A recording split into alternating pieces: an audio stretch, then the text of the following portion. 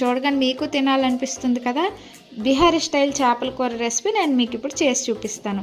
ఒక మిక్సీ జార్లో మనకు కావాల్సిన మసాలాను మనం ఇప్పుడు రెడీ చేసుకోవాలి. అందులో అల్లం, తెల్లుల్లి, ఉల్లిపాయ, జీలకర్ర, ధనియాలు, ఆవాలు, ఎండుమిర్చి వేసుకొని మెత్తటి పేస్ట్ని పట్టించుకొని పక్కన పెట్టి ఒక ప్లేట్లో తీసుకొని చేప ముక్కలన్నిటినీ ఉప్పు, కారం, పసుపు పట్టించి వేడి వేడి నూనెలో వేయించుకోవాలి చేపలన్నిటిని.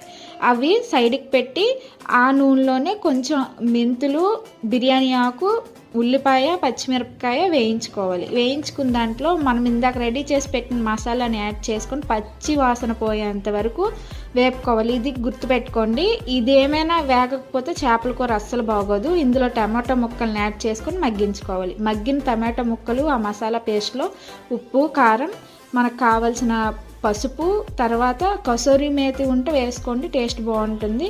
ఇదంతా వేసుకొని ఒకసారి ఫ్రై చేసుకున్న తర్వాత ఇందులోకి సరిపడా వాటర్ని పోసి చేప ముక్కలన్నిటినీ అందులో వేసుకొని ఇది ఉడికేంతవరకు కప్పు పెట్టి 10 minutes విడిచిపెట్టేస్తే మన యమ్మి చేపల కూర రెడీ.